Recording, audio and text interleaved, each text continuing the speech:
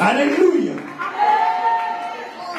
Que le nom du Seigneur soit glorifié. Et vous asseoir. Oh, merci Saint-Esprit. Béni soit le roi. Oh, merci. Béni soit notre Père. Oh, merci Saint-Esprit. Est-ce que tu sais que tu es béni d'avoir un Père comme lui? Est-ce que tu vois le privilège d'être appelé fils de Dieu? C'est un privilège pour toi, un honneur immense d'avoir Dieu, le créateur de toutes choses, le Tout-Puissant, pour Père. Est-ce que tu peux acclamer Jésus là où tu es?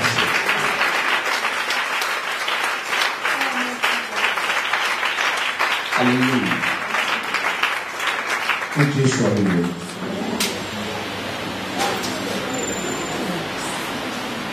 Car qu'est-ce qui te distingue? Qu'as-tu que tu n'aies reçu? Et si tu l'as reçu, pourquoi te glorifies-tu comme si tu ne l'avais pas reçu? Ce verset de 1 Corinthiens chapitre 4, verset 7, me sert ce matin pour introduire mon message.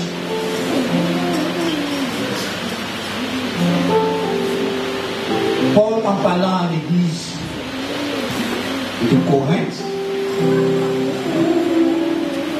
qui avait établi une distinction entre les serviteurs de Dieu de l'époque, il avait mis une différence entre eux, qui jugeaient que l'autre était meilleur que l'autre. Paul va le faire comprendre qu'ils sont justes, les serviteurs de Christ et les dispensateurs des mystères de Dieu. Et Paul va, dans ses propos, le faire comprendre que rien ne rend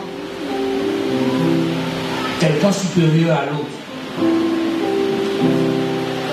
Parce que tout ce que nous avons, nous tous, nous l'avons reçu. Tout ce que nous avons, tout ce que nous sommes, nous l'avons reçu d'un seul. Nous l'avons reçu de Dieu. Nous l'avons reçu de Jésus-Christ.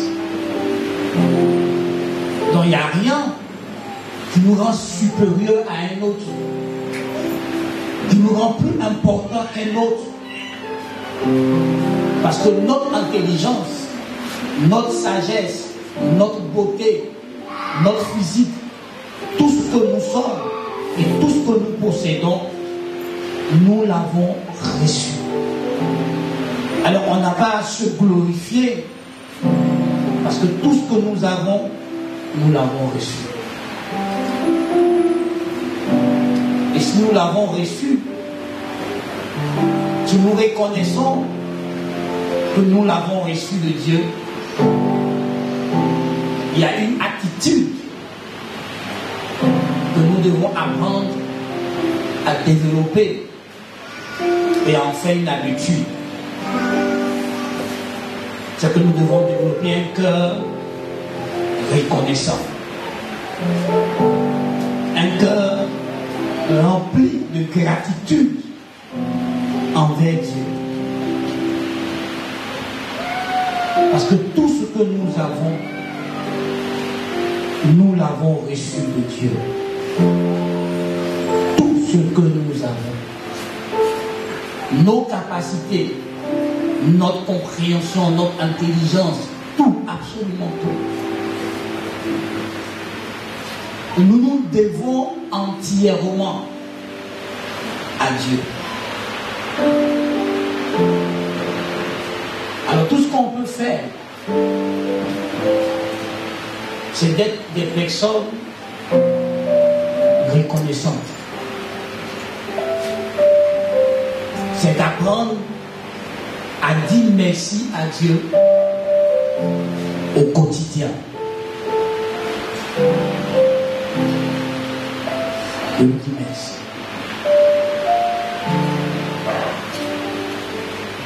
Mais malheureusement,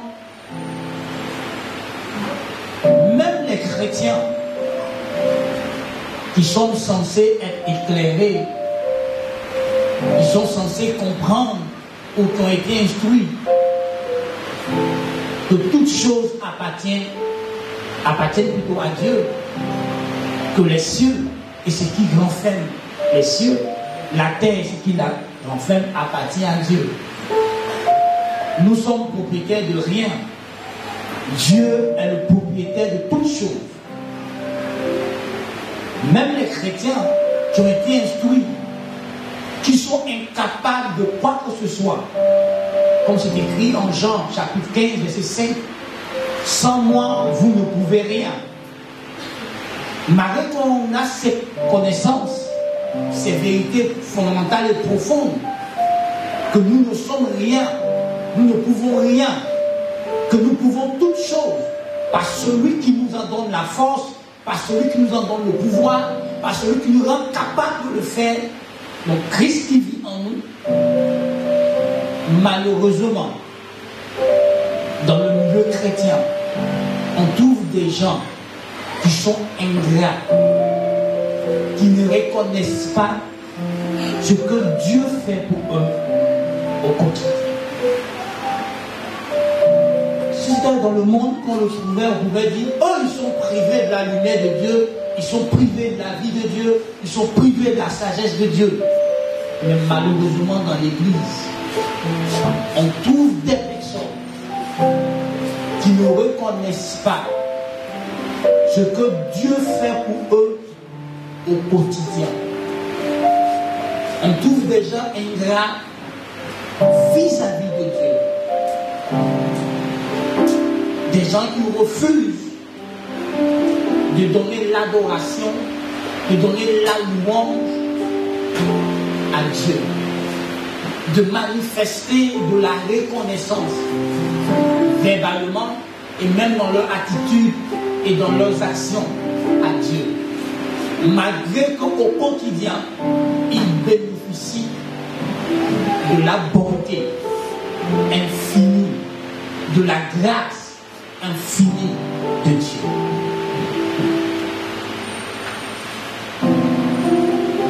Alléluia. Mon thème ce matin, c'est développe un cœur reconnaissant. Développe un cœur reconnaissant. Et si tu veux, développe une vie de reconnaissance à l'égard de Dieu et de tout ce que Dieu utilise pour te servir. Frères et sœurs,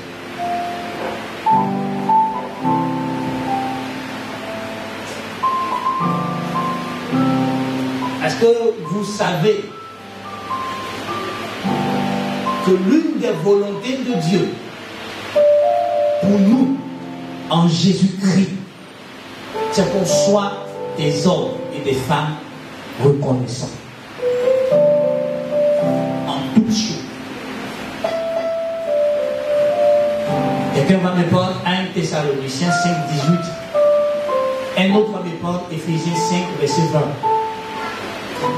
1 Thessaloniciens 5, 18. Et un autre prend Éphésiens 5, verset 20.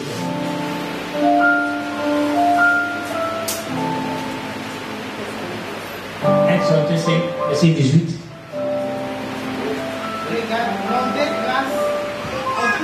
Rendez grâce en toutes choses. Car c'est à votre égard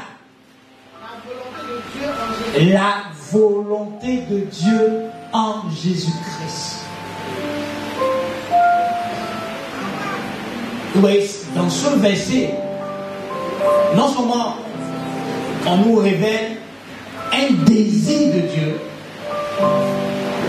mais en même temps, c'est un principe de vie, un commandement.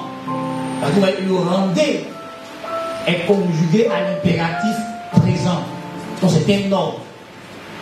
Donc Dieu nous donne un ordre de vivre selon un principe, celui de la reconnaissance, celui de la gratitude.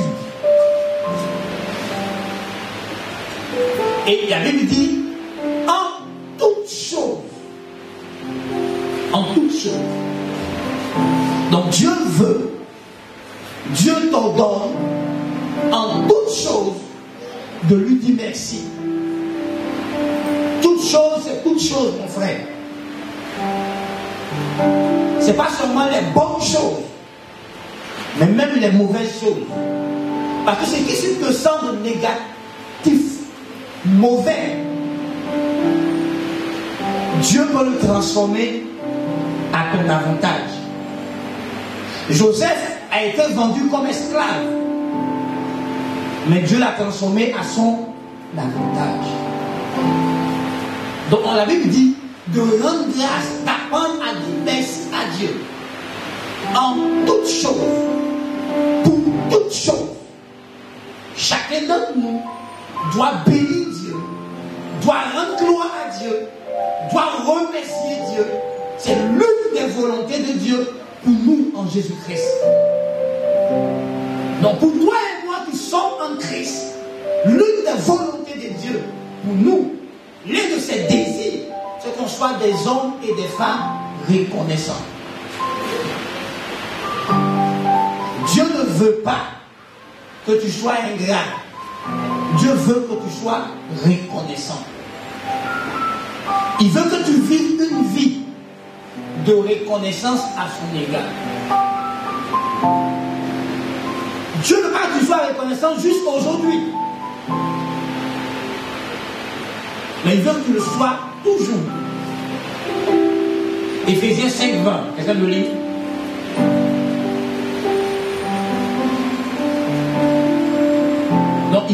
connaissant en toutes choses, c'est sa volonté pour toi. Mais il veut que ce soit une attitude continuelle. Quelqu'un lit Éphésiens 5:20. Nous lisons.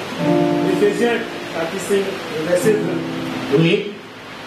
Rendez continuellement grâce. Rendez continuellement grâce Pour toutes choses. pour toutes choses À Dieu le Père. à Dieu le Père, Au nom de notre Seigneur. au nom de notre Seigneur Jésus-Christ. Donc tu vois, c'est une attitude qui doit être quotidienne. Ça doit être une attitude continue. Elle ne doit pas s'arrêter. Tu dois continuellement rendre grâce à Dieu. Tu dois continuellement dire merci à Dieu. Tu dois continuellement bénir Dieu pour toutes choses. Par le nom du Seigneur Jésus. Je veux qu'on s'arrête là d'abord. Et dis-moi, combien de fois tu as été ingrat?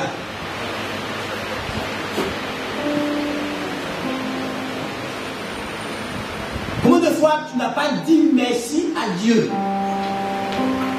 Combien de fois tu as pris comme acquis le fait que tu as le privilège de dormir? Est-ce que vous savez que dormir, se reposer, est un cadeau divin, est une grâce? Je connais des hommes, des femmes, qui ne ferment pas l'œil la nuit, qui souffrent d'insomnie, ils n'arrivent pas à dormir, ils sont éveillés la nuit. C'est une maladie pour certains. D'autres, toutes les nuits, ils doivent se droguer, ils doivent prendre des somnifères pour pouvoir dormir, parce qu'ils n'arrivent pas naturellement à dormir. Mais nous prenons pour acquis le fait que nous dormons, alors que c'est une grâce de pouvoir fermer l'œil sans prendre de médicaments et de te reposer. Et durant ton sommeil, pendant que toi tu dors, Dieu ne dort pas. Dieu travaille en toi. Dieu œuvre en toi. Tu vois, tu te couches le soir, tout fatigué, tout épuisé, tout écrasé, parfois avec des douleurs musculaires, des courbatures. Mais quand tu te réveilles le matin, tout a disparu en toi. Qui t'a massé pendant ton sommeil? Qui a renouvelé tes forces pendant que tu dormais? Tu dors fatigué, tu te réveilles renouvelé, restauré, rempli de force pour aller affronter la journée. Qui le fait? C'est toi. Mais vous voyez, tout ça, on ne dit pas merci à Dieu. Tu as le privilège de respirer. Tu ne payes pas 5 francs. Mais il y a des gens qui payent pour respirer. Ils ont des bouteilles d'oxygène qu'ils payent pour pouvoir respirer.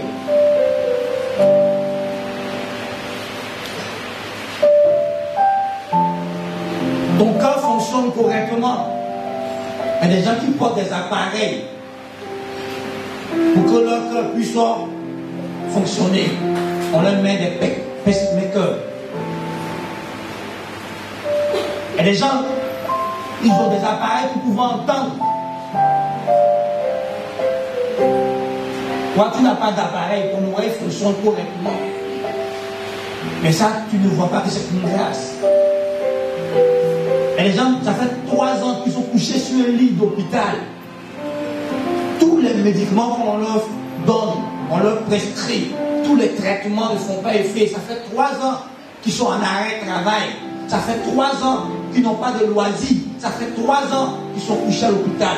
J'en connais d'autres, ça fait 20 ans qu'ils traitent une maladie, 10 ans qu'ils traitent une maladie, 15 ans qu'ils traitent une maladie. Ils une maladie qui l'empêche d'être épanoui, qui l'empêche de faire certains efforts physiques, qui l'empêche de travailler, qui l'empêche, une maladie qui l'a réduit en mendiant, une maladie qui lui a volé sa dignité. J'en connais. Et eux, ils disent merci à Dieu.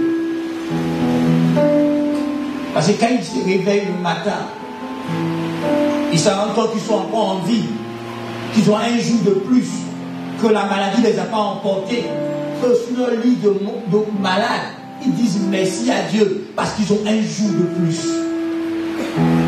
Parce qu'ils ont le privilège de voir encore leurs enfants. Ils ont le privilège de voir encore les êtres aimés. Chaque soir, ils se demandent, est-ce que je vais me réveiller demain? Donc, quand il se réveille le matin, dans son lit de maladie, il dit merci à Dieu parce qu'il a le privilège de jouir encore de la vie. Mais toi, tu as pris ça comme acquis.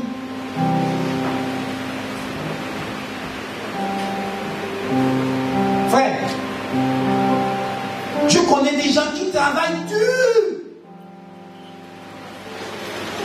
mais qui ne perçoivent pas à la fin du mois leur propre salaire. Le patron leur rencontre toutes sortes d'histoires pour ne pas payer leur salaire. Et ces personnes sont surendettées, sont endettées et surendettées. Malgré qu'ils ont un travail où ils vont chaque matin, mais ils ont des dettes. Parce qu'on ne les paye pas. Ils travaillent, mais ils ne sont pas payés. Donc quand toi tu es payé à la fin du mois, c'est une grâce, un privilège avec lequel tu ne dois pas jouer. Je connais des gens qui ont travaillé toute leur vie et qui n'ont jamais atteint, ne pas plus atteindre leurs objectifs, qui n'ont pas pu même payer une portion de terre, construire quelque chose. Toi, Dieu est en train de te faire grâce dans une portion de terre et de construire quelque chose. Mais c'est toi qui dis que Dieu n'est pas bon, que Dieu est mauvais. Parce que tu te plains, tu murmures, parce qu'il y a certaines choses que tu veux et que Dieu n'a pas encore donné, que Dieu n'a pas encore fait. Pour ça, tu n'apprécies pas ce que Dieu fait au quotidien que toi. Je connais des gens, chaque fin du mois, ils sont à l'hôpital. Ils ont une boîte à pharmacie. Il y a toutes sortes de médicaments dedans. Frère, à force de considérer la vie des autres et de ne pas considérer ta propre vie, tu n'arrives pas à comptabiliser, à compter ce que Dieu t'accorde comme grâce au quotidien. La Bible dit, chaque matin, Dieu renouvelle sa bonté. Donc il n'y a pas un jour, il n'y a pas un lever de soleil où Dieu ne renouvelle pas sa bonté pour l'humanité. Tous les jours, Dieu renouvelle sa bonté. Tous les jours, Dieu dispose ses faveurs. Dieu dispose ses grâces pour ceux, ou même pour ceux qui ne l'adorent pas. Parce que des méchants, des gens qui commettent le péché tous les jours, bénéficient des grâces de Dieu. Dieu leur accorde des grâces, Dieu leur accorde des faveurs. Chaque matin, frère. Et il n'y a pas un jour où Dieu a dérobé à cette règle. Que ses compassions ne sont pas épuisées. Parce que sa miséricorde n'est pas limitée. Parce que ses grâces ne sont pas limitées. Et chaque jour, Dieu renouvelle sa bonté. Que tu en sois conscient ou tu n'es pas conscient, mais la Bible affirme que chaque jour, Dieu renouvelle ses bontés pour toute la création, pour toutes ces créatures et pour tous ces enfants que nous sommes. Tu peux en être conscient, comme ne pas être conscient, mais chaque jour, Dieu renouvelle ses bontés. Quelqu'un a dit dans la parole de Dieu, et c'est Jésus lui-même qui l'a dit, à chaque jour suffit sa paix.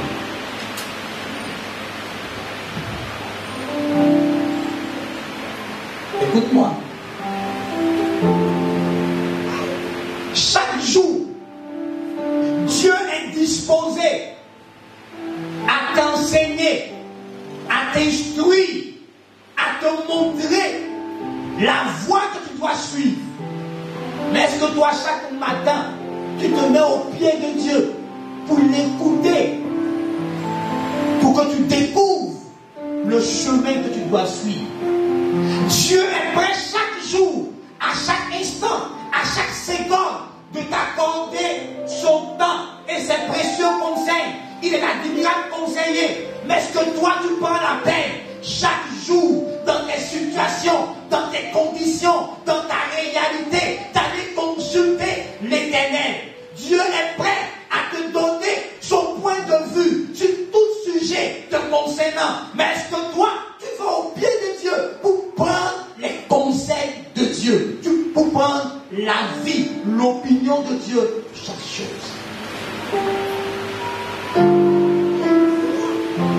Dieu est toujours disposé à te conseiller, à te conduire. Il veut être ton berger. C'est toi qui refuses qu'il te dirige. C'est toi qui laisses tes hommes te diriger. Qui laisse tes circonstances te diriger. Qui laisse tes peurs, tes craintes, tes émotions te diriger. Sinon Dieu est là pour te conduire en tant que berger. C'est à toi de reconnaître son autorité et de reconnaître sa voix et de suivre sa voix. Mais aujourd'hui, tu es en train de responsabiliser Dieu des malheurs qui t'arrivent. Et au lieu d'être reconnaissant, tu murmures, tu te plains, tu boudes. Pourtant, malgré tes erreurs, Dieu se tient là encore, te tendant la main pour t'aider à t'en sortir. Tu refuses de l'écouter et c'est Dieu que tu responsabilises, qui m'a abandonné. Prends ta Bible de Genèse chapitre 1, du premier verset jusqu'au dernier verset d'Apocalypse. Dieu n'abandonne personne. C'est nous qui abandonnons Dieu.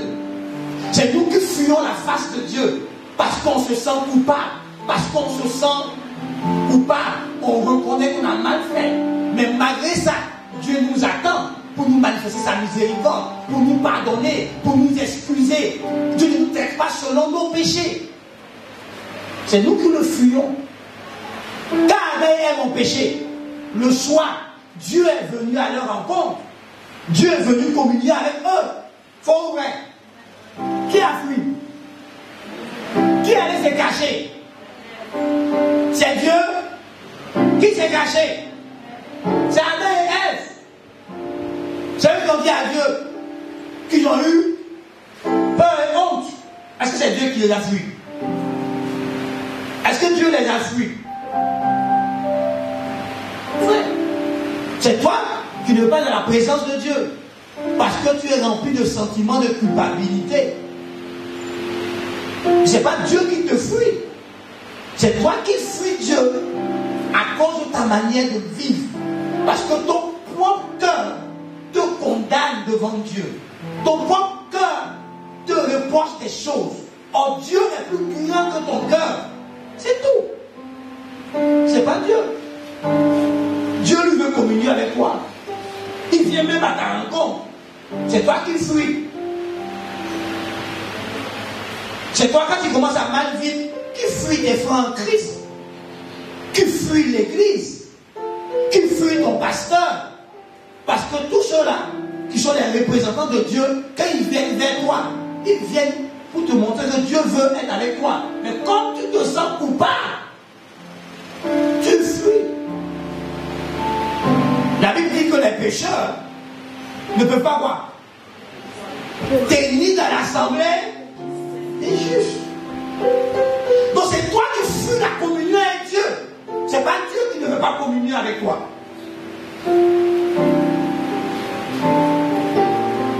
Est-ce que Dieu parle à quelqu'un? Mais tu diras, Dieu m'a abandonné. Dieu ne veut pas exaucer mes prières. Dieu ne m'écoute plus. Qui t'a dit que Dieu ne t'écoute pas? C'est toi qui dis ça. Parce que si Dieu ne t'écoute pas, qui te convainc, qui te montre que tu as mal agi, qui te montre que cette attitude est mauvaise, qui te montre que ceci est péché, qui fait ça? C'est pas un homme. C'est le Saint-Esprit. C'est lui qui nous convainc de péché, de justice et de jugement. Donc Dieu n'est pas loin de toi. C'est toi qui penses que Dieu est loin de toi. Sinon Dieu il est près de toi. Il te parle, mais tu refuses de l'écouter.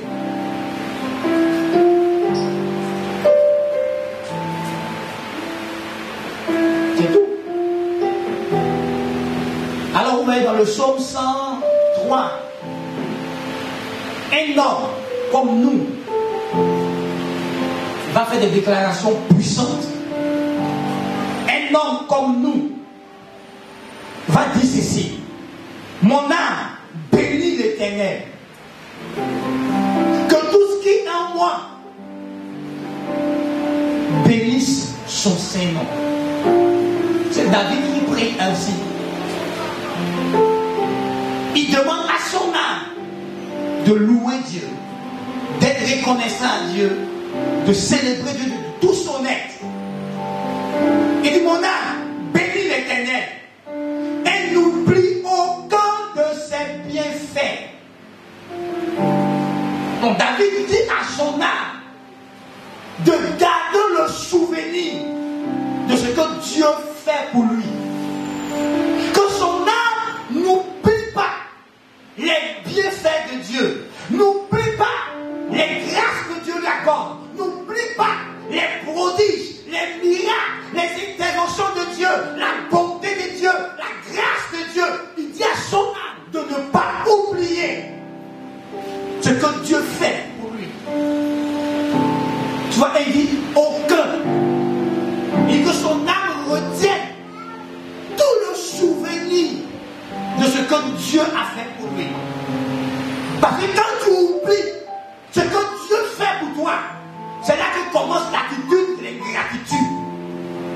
Quand tu oublies ce que Dieu fait pour toi, quand tu oublies ce que Dieu a fait pour toi hier, et qu'aujourd'hui tu es en difficulté, qu'aujourd'hui tu as un manquement, qu'aujourd'hui tu as un besoin qui n'est pas complet, quand tu oublies, alors tu commences à murmurer, tu commences à te plaindre, tu commences à donner des paroles dures, des paroles méchantes, des paroles acerbes à Dieu. Parce que tu as oublié que hier tu as prié Dieu et Dieu a fait ceci pour toi, Dieu a fait cela pour toi. Quand tu oublies les bienfaits de Dieu,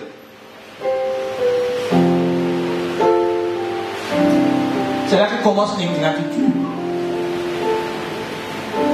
Quand tu oublies ce que Dieu a fait, c'est là que cesse l'adoration. Tu cesses de le louer. Tu cesses de le célébrer. Et tu attristes le Saint-Esprit. Parce que tu deviens triste, tu deviens malheureux. Et tu attristes le Saint-Esprit. Parce que tu as oublié que hier tu n'avais pas de travail. Tu as donné du travail. Mais comme tu attends le mariage et que ça tarde, tu te mets à murmurer contre Dieu. Tu oublies que Dieu t'a donné un mariage. Et comme tu attends l'enfantement et que l'enfantement tarde, tu commences à murmurer contre Dieu. Quand tu veux 1 million, tu oublies que hier tu as donné 200 000, hier tu as donné 50 000, hier tu as donné 100 000, hier tu as donné 150 000, 400 000. Parce que tu veux 1 million, mais comme tu es concentré, tu es focalisé, tu as 1 million, tu es focalisé, tu as 10 millions, tu oublies que hier Dieu t'a donné 500 000, tu t'as donné 200 000, tu t'as donné 300 000, tu l'oublies et tu commences à donner des paroles dues à Dieu. J'entends des gens dire: je prie Dieu, je ne vois rien. Je ne sais même plus comment j'ai prié Dieu. Depuis là, je prie, je ne vois rien. C'est en vain que je me sanctifie. C'est en vain que je ne garde plus. Les pécheurs me sont meilleurs que moi. Les pécheurs m'ont dévancé. Parce que tu as oublié dans quelles conditions tu étais. Et Dieu t'a tiré de cette condition. Il t'a libéré, il t'a sauvé. Aujourd'hui, tu peux dormir sans faire les cauchemars. Tu as tout oublié. Tu as oublié l'état dans lequel tu étais. Dans quel état Dieu t'a tiré. Dans quel état Dieu t'a pris. Dans quel état Dieu t'a fait entrer dans sa maison. Tu as oublié. Tu as oublié le bienfait de Dieu. Tu as oublié que les sorciers voulaient te tuer. Et puis Dieu t'a défendu. Dieu t'a protégé. Dieu t'a secouru. Dieu t'a donné la victoire sur eux. Tu as oublié que la sirène des eaux utilisait ton corps et te délivrait à tout type d'homme. Tu ne peux pas dire non à un homme. Tu te deviens un objet sexuel. Et Dieu aujourd'hui a fait une personne distinguée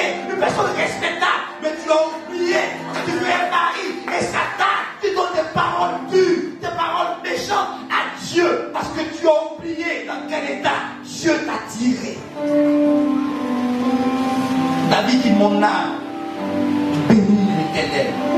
N'oublie pas aucun de ses bienfaits.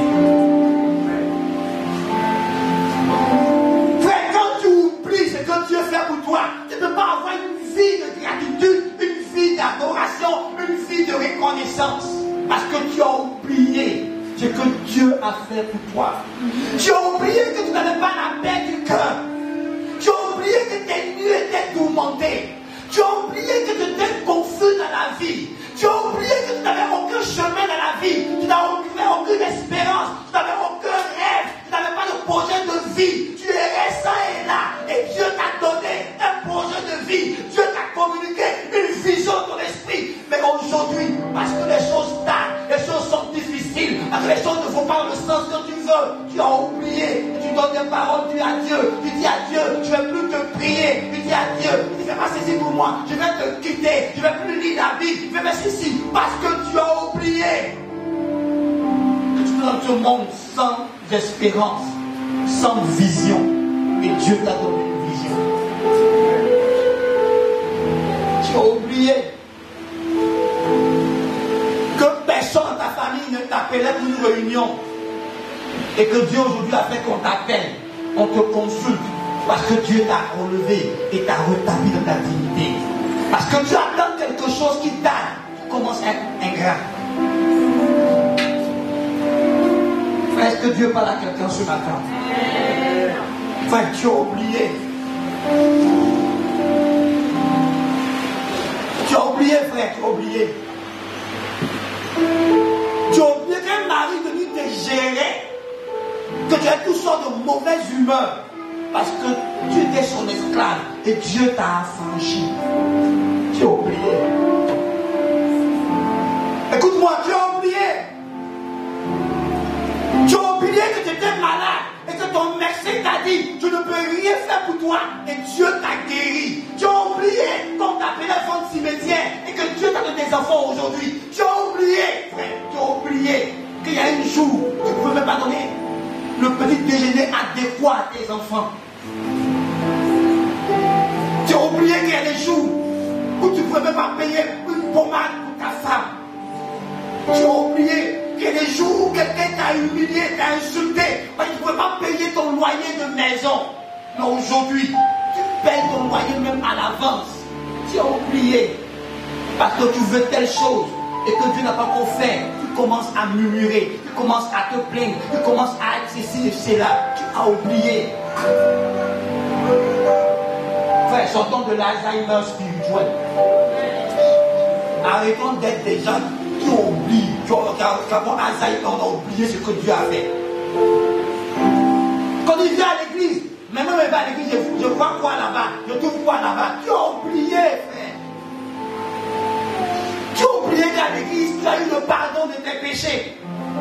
Tu as oublié qu'à l'église, tu as été réconcilié avec Dieu. Tu as oublié qu'à l'église, tu as fait ceci et cela pour toi. Tu as oublié qu'à l'église, Dieu t'a instruit. Dieu t'a donné de bonnes manières. Dieu a corrigé tes habitudes. Il a corrigé ton comportement. Il a corrigé ta façon de penser. Et aujourd'hui, tu deviens un succès. Tu deviens une réussite. Tu n'as plus le temps pour Dieu. Tu as oublié. Quand tu te couchais à l'église la nuit, pour prier toute la nuit. Aujourd'hui, tu es trop grand pour venir prier toute la nuit à l'église. Aujourd'hui, tu es trop grand pour être au programme. Parce que tu as oublié d'où Dieu t'a tiré. Tu as oublié. Tu as oublié le nom de tes poursuivants hostiles. Tu as oublié que les sorciers te pourchassent et que si tu as envie, si tu es épargné, c'est à cause de la grâce de Dieu. C'est à cause du fait que la fidélité de Dieu est un bouclier et une cuirasse pour toi. Tu as oublié que c'est Dieu qui te garde, qui te protège. Que toi-même tu as ouvert des portes par ta désobéissance, par tes péchés. Mais tes ennemis ne t'ont pas atteint parce que Jésus t'a fait grâce. Il a couvert tes péchés parce qu'il t'aime. Tu as oublié. Et tu deviens ingrat. On te lui dit merci. Merci pour ce que tu as. Tout en attendant qu'il accomplisse les autres choses. Tu as oublié que ce que tu as accompli, ce que tu as aujourd'hui, Dieu l'a déclaré sur ta vie, en prophétie, en parole de connaissance, en révélation. Et quand le temps est arrivé, arrivé, il a exécuté ses paroles. Dans les autres promesses que tu attends, le même Dieu qui a accompli certaines de tes promesses, c'est le même qui t'a fait ses promesses, il est encore capable d'accomplir. Mais tu as oublié qu'il y a des choses qu'il a accomplies, des choses qu'il t'a dites, des choses qu'il a dit au moment où il n'y avait rien du tout. Et il a amené ces choses à l'existence. Tu as oublié. Il y a des prophéties, il y a des promesses de Dieu que tu as aujourd'hui, que tu marches dans leur réalité, parce que Dieu les a accomplies.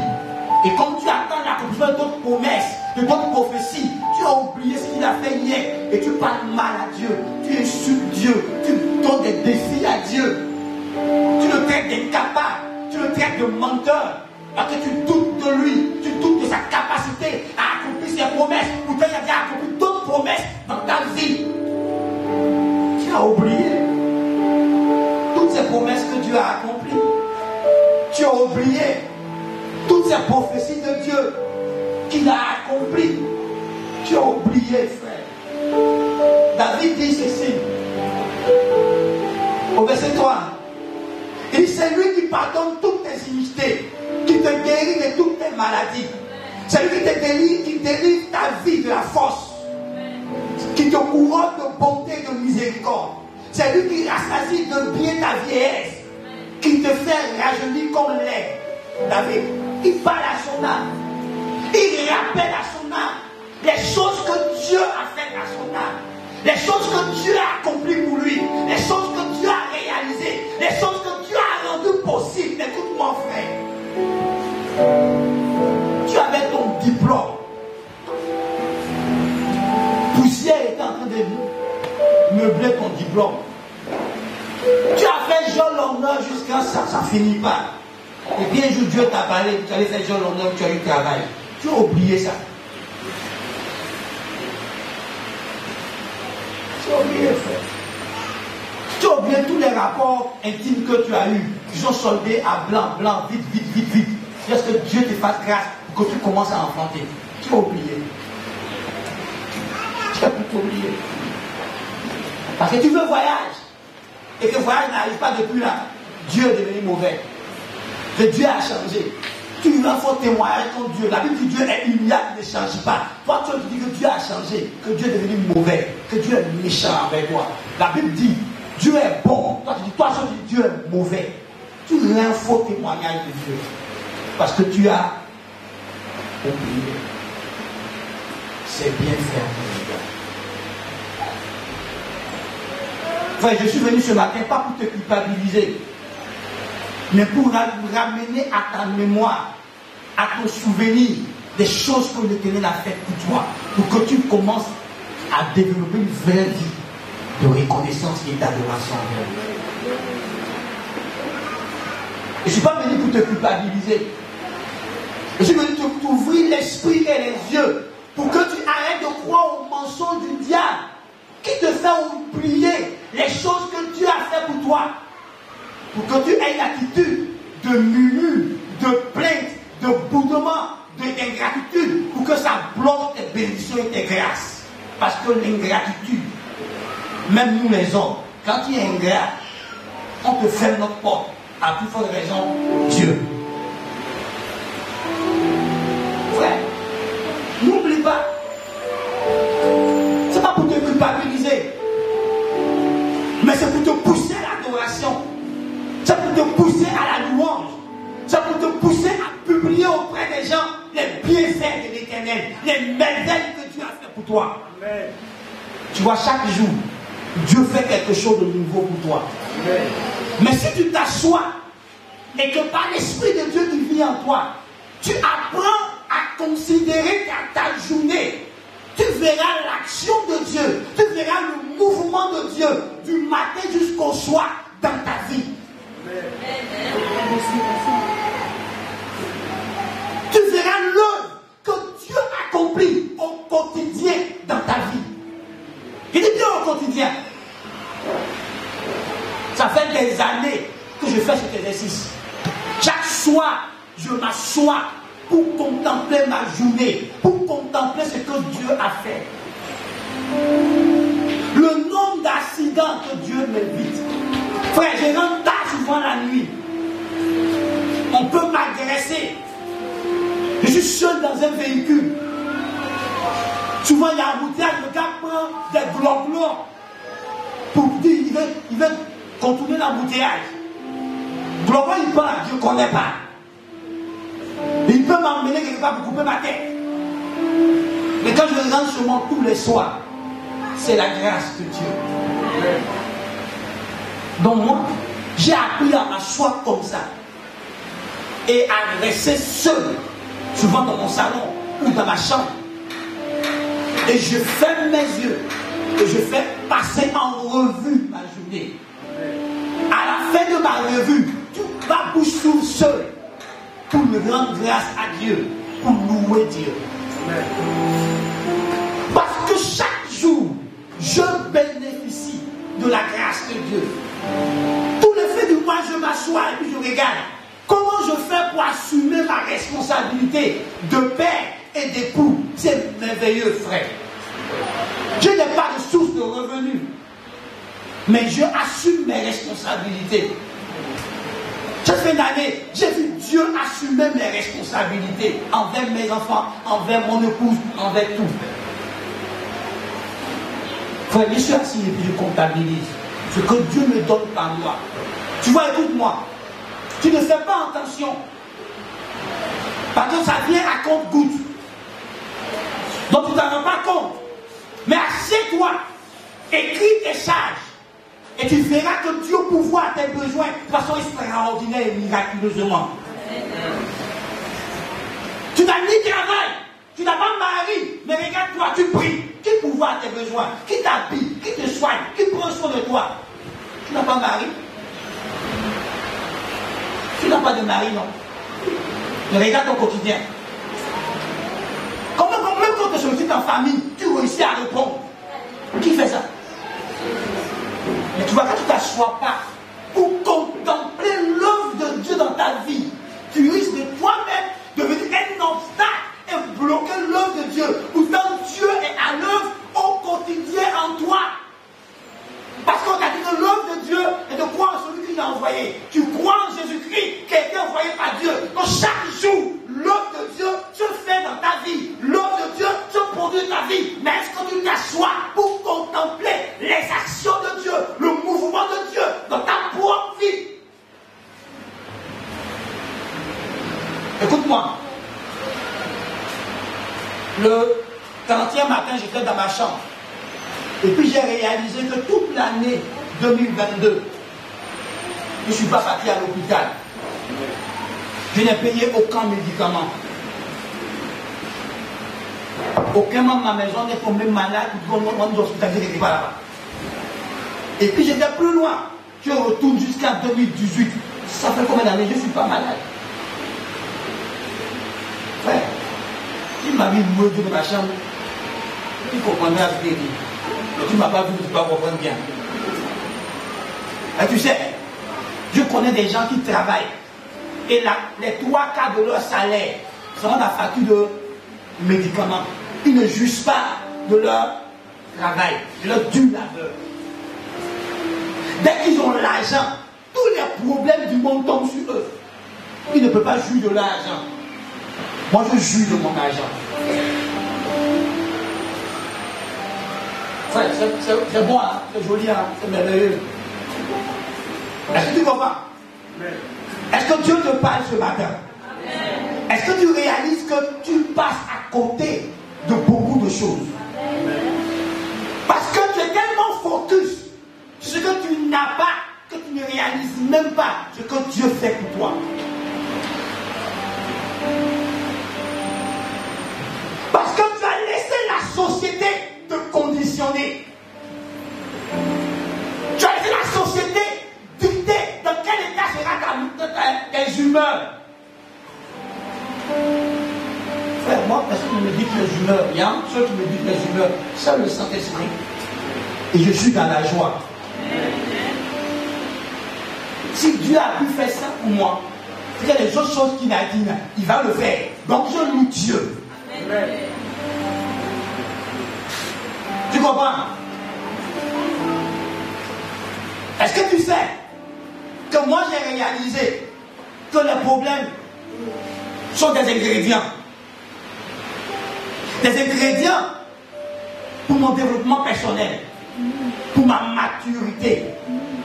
J'ai découvert que les difficultés que je croise dans la vie, les problèmes qui sont suscités par mes propres erreurs, les problèmes qui sont suscités par mes ennemis, mes adversaires, j'ai découvert que ces problèmes me préparent pour la gloire. Parce que écoute-moi, aussi longtemps que tu es immature, que tu es un bébé, que tu es un bébioche, que tu es un bébé moche, tu ne peux pas recevoir ton héritage. Or, pour que tu reçoives ton héritage, il faut que Dieu te fasse passer dans le feu. Il faut que Dieu t'éprouve. Parce que les épreuves, quand ça s'accomplit, ça crée la patience en toi. Et quand la patience fait son œuvre, tu deviens un homme mature, un homme fait, un homme mûr. Tu deviens un fils. Et c'est à un fils qu'on livre son héritage.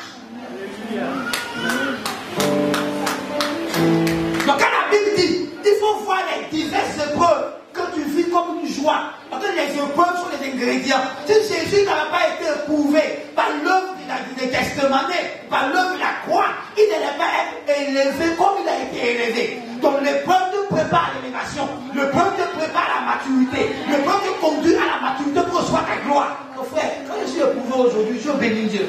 Amen. Avant, je me plaignais. Ah Dieu, c'est trop dur. Pourquoi c'est comme ça? Mais depuis que j'ai compris que quand quelqu'un m'humilie, m'insulte, me rabaisse, oh, c'est ça ce qu'il prépare pour moi.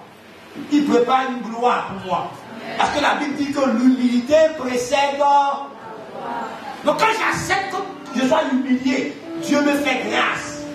Mais quand tu refuses d'être humilié, quand ton moi parle encore dans ta vie, Dieu te résiste, Dieu s'oppose à toi. Mais quand ton moi se tait, quand tu acceptes que ton moi meurt, alors Dieu te fait grâce. Il t'accorde des faveurs, il t'accorde des grâces. Quand quelqu'un veut te rabaisser, parce que la personne ne sait pas que Dieu a dit sur ta vie, il ne connaît pas ton histoire, il ne connaît pas ta destinée, il ne sait pas ce qui est établi sur toi, il ne connaît pas ton alliance avec Dieu. Il pense ses yeux humains, ses yeux charnels, et puis il juge ta vie. Et Dieu a préparé quelque chose de grand pour toi. Parce que ma Bible m'a assuré que l'homme qui se confie en Dieu ne sera jamais confus. Donc frère, je ne peux pas avoir la tête baissée parce que je me confie en Dieu. Ne demande de moi aujourd'hui, je m'en fous. Parce que demain ne sera pas aujourd'hui. Parce qu'aujourd'hui ne peut pas mon demain. Tu ne sais pas ce que Dieu est en train de bâtir pour moi dans le secret. Tu ne sais pas ce que Dieu est en train de faire pour moi dans le secret. Donc il faut parler, il faut te plaindre, il faut goûter. Je m'en fous de toi, je regarde à Dieu. Ah, depuis là, tu es marié et tu n'as pas d'enfant, bavarde. Je viendrai te dépasser à tous tes enfants que tu as. Le process va te dépasser. Faut t'asseoir. Faut pas te parler. Tu connais ce que Dieu ne peut pas pour moi. Frère, je ne peux pas être intimidé par toi. Écoute-moi. Elle dit que elle a eu gros taux. Quel gros taux? Il est enseignant. Il écrit à la craie. À cause d'elle, papa ne dit rien. À ton mariage, elle sera témoin. Elle verra que Dieu t'a donné un ambassadeur. Elle verra qu'il t'a donné un ministre. Elle verra qu'il t'a donné un homme d'affaires. Son gars-là sera petit devant ton mari. Est-ce que c'est ce que Dieu prépare? Elle ne sait pas. Est-ce que la femme de Potiphar pouvait savoir que l'homme qui a dit, petit, viens ici, demande de l'eau, fais comme ci, fais cela. Est-ce qu'elle pouvait savoir qu'il est le futur gouverneur de l'Égypte? La deuxième personnalité de l'Égypte, elle ne pouvait pas savoir. Seul Dieu savait qui était arrêté devant elle.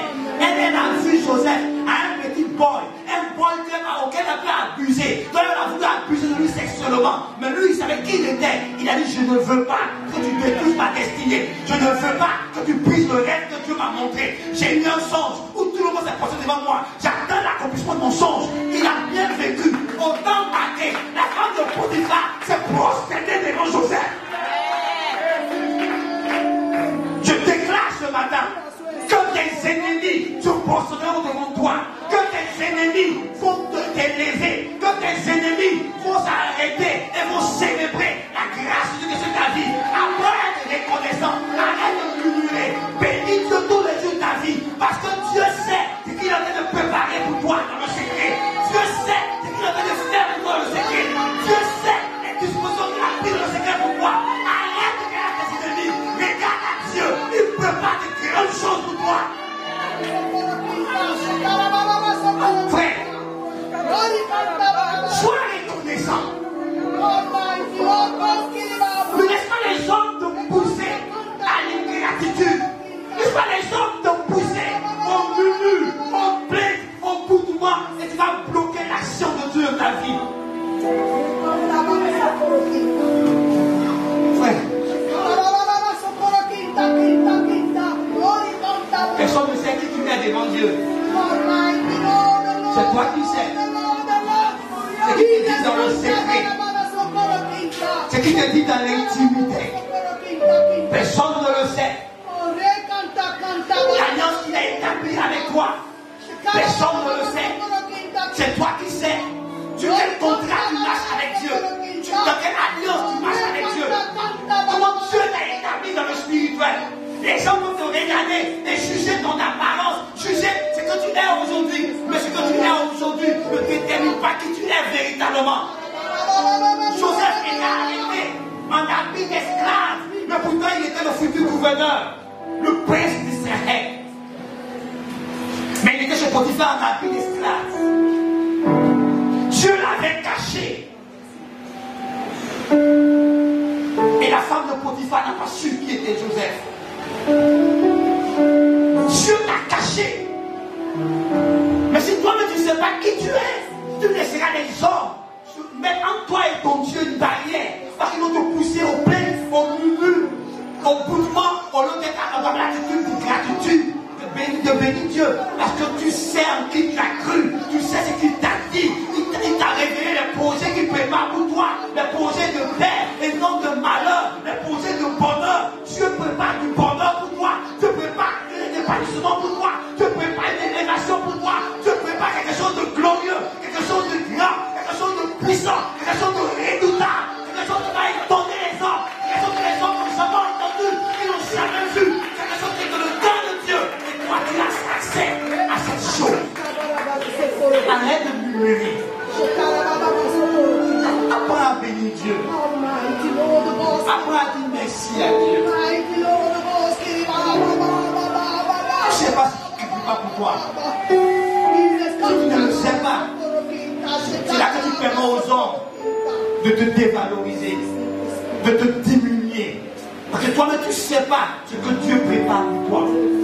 Parce que tu n'as pas pris la peine de t'asseoir et de méditer sur les paroles glorieuses qui ont été dites sur toi. Tu n'as pas pris la peine de méditer sur les pensées profondes que l'Éternel a dites te concernant. Tu n'as pas pris la peine de comprendre les visions, de comprendre les songes que Dieu t'a donné te concernant. C'est-à-dire que tu laisses les hommes te traîner dans la boue. Mais quand tu as compris, tu fais comme Joseph, tu restes intègre, tu attends le jour marqué par Dieu, le jour où Dieu a respiré sa parole, le jour de l'accomplissement, le jour où la parole de Dieu sur toi deviendra une réalité, le jour où la parole de Dieu sur toi arrivera à son terme, le jour où la prophétie qui est en train de marcher arrivera à son terme pour l'accomplissement, pour la réalisation de ce que Dieu a déclaré sur toi. Tu attends patiemment, tu attends dans le secret, tu attends dans la prière, tu attends dans la présence de Dieu, que Dieu accomplisse sa parole, que Dieu réalise son rêve, que Dieu réalise son dessein dans tes concernant. Alors tu loues Dieu, parce que tu sais que ta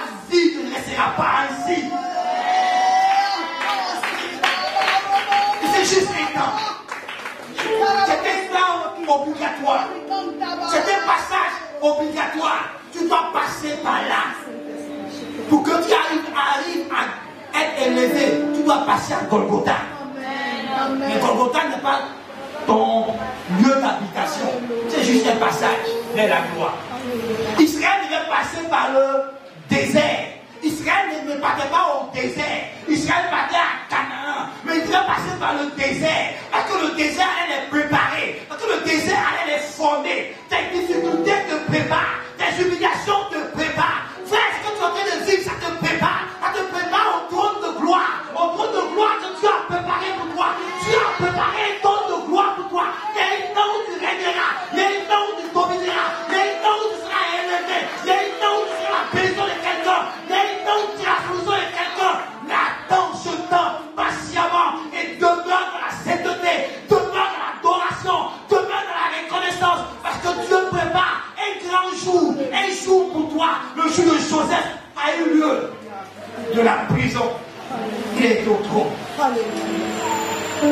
Alors reste. Arrête de vivre les démons. Arrête de vivre les plaintes. Quand des hommes qui n'ont pas conçu ta destinée sont en train de bavarder hors sujet, ne leur donne pas des informations. Laisse-les bavarder hors sujet.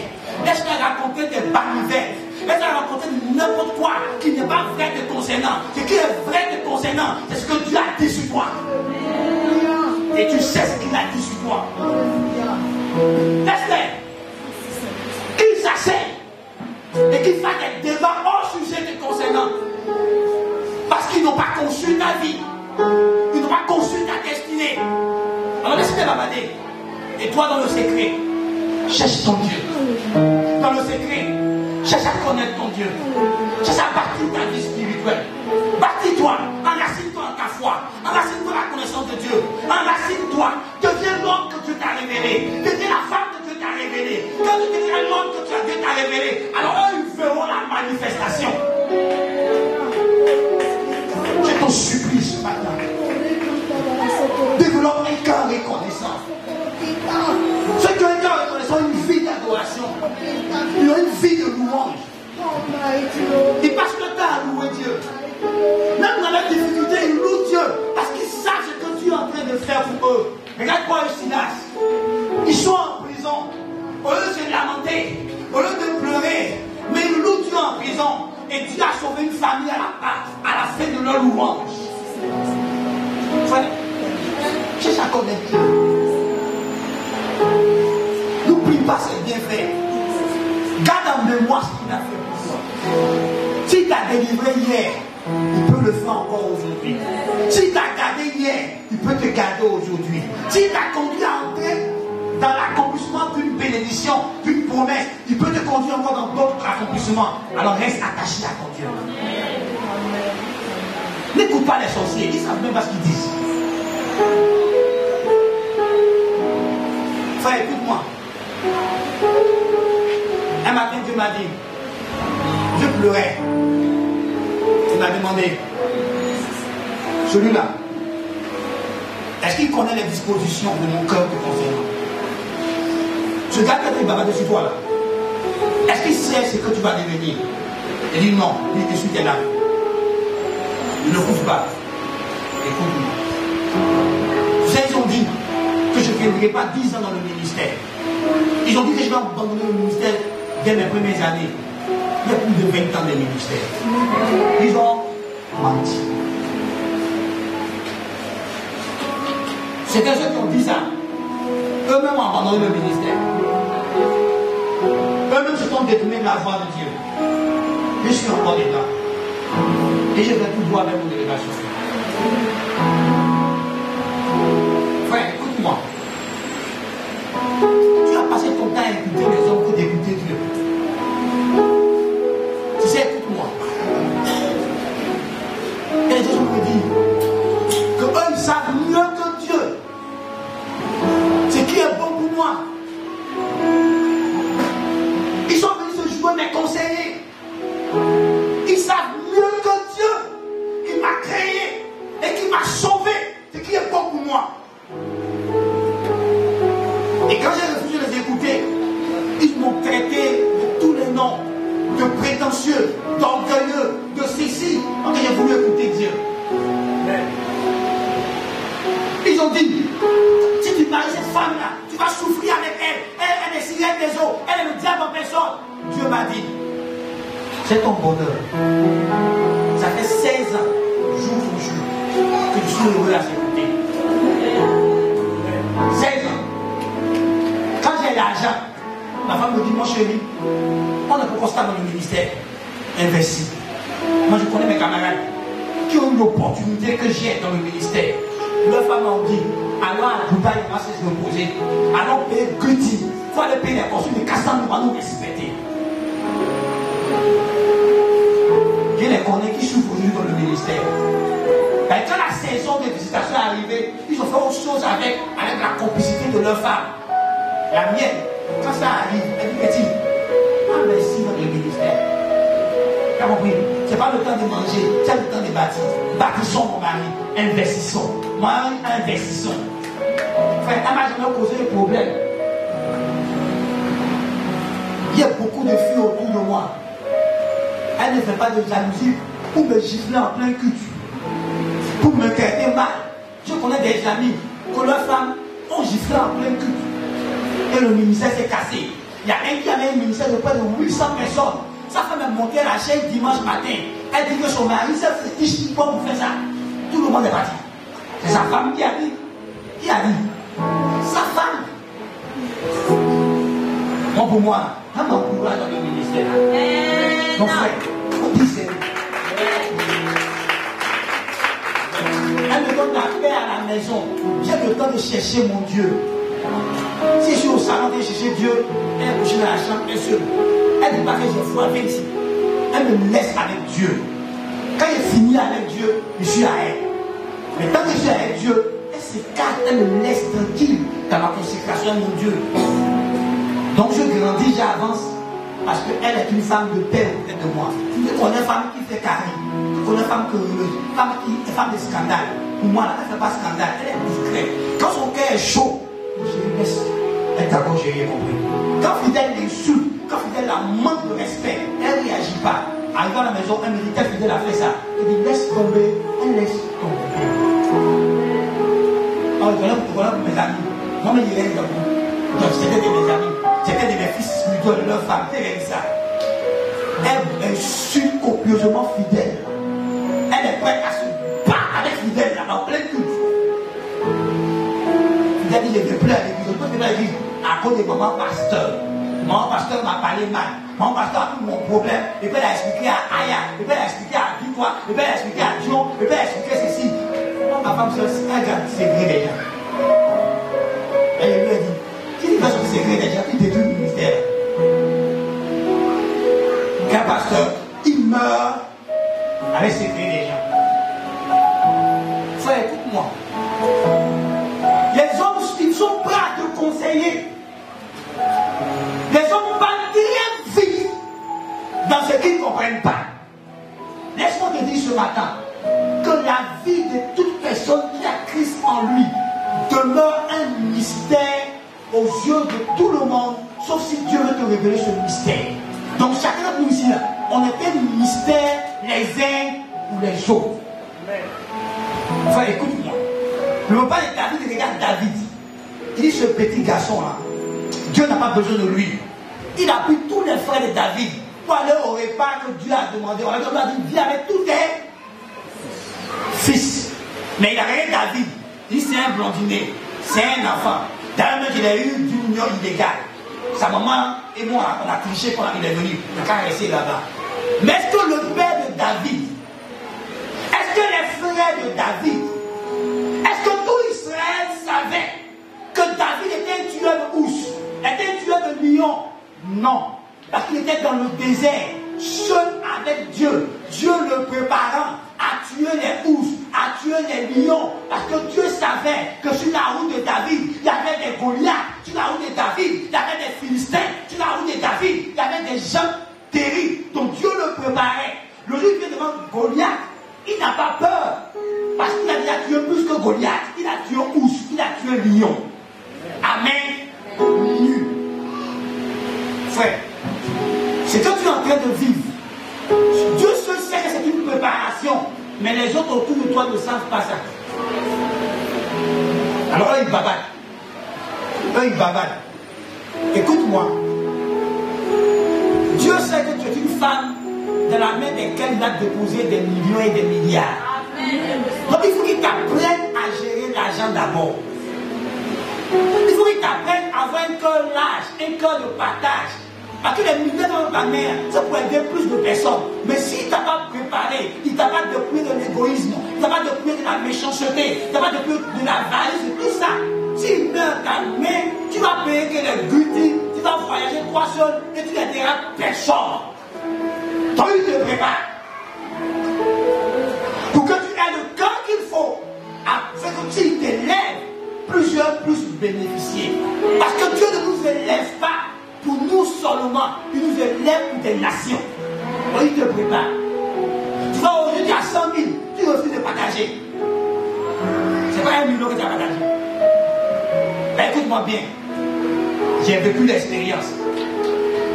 Quand j'avais 10 000, j'avais les besoins de 10 000. Le jour où Dieu a déposé 3 millions dans ma main, quand 3 millions étaient dans ma main comme ça, là, tu peux compter le nombre de rêves que j'ai fait à la minute. Je me suis vu dans les meilleurs magasins qui existent. Je me suis vu dans plusieurs projets avec 3 millions. Et je suis devenu bossu. Il a fallu que je me dise, petit, arrête de rêver. 3 millions, tu peux faire ça. Mais je n'étais pas là. Il y a des rêves même que je ne savais pas que c'était à moi. Mais c'est sorti ce jour-là. Quand j'ai vu ma main comme ça, là, oh non. Je me suis rappelé des humiliations même qu'on m'a faites. Il faut que je m'habille, il faut que je me parfume. Mais je vais aller rendre visite à lui là. Il va voir ce que Dieu a fait pour moi. Je dis petit, arrête-toi là. C'est pas pour ça là. Frère, je me suis rappelé que depuis que j'ai en Christ, ça fait longtemps, je suis pas allé dans les bons restaurants où le plat c'est 4 000. Donc on m'a dit, si je dépense 4 000 francs, ça fait rien, c'est juste 4 000, c'est 3 millions. Dieu a dit petit, tu ne bouges pas. Parce que si tu rentres dans un restaurant, tu sortiras une facture salée. Elle dit, tu risques de donner un peu de pouvoir au gars là.